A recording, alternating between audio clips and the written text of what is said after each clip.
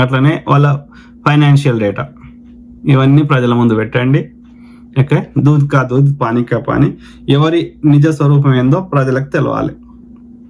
అట్లనే కోర్టుకు సబ్మిట్ చేయండి. తప్పకుండా ఈమె యొక్క ఏమంటారు అసలు స్వరూపం ప్రజలకు తెలవాలి. కొత్తగా బాధితులు ఈమె వల్ల కానీ ఈమె గ్యాంగ్ వల్ల కానీ కొత్తగా బాధితులు ఉండకూడదు.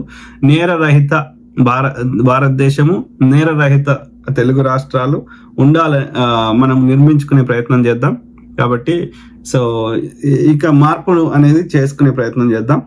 కాబట్టి ఆడపిల్ల వచ్చి ఏది పబ్లిక్ లా ఇట్లా ఏది తనే విక్టిమ్ లాగా ప్లే చేస్తే కరిగిపోవాల్సిన అవసరం లేదు.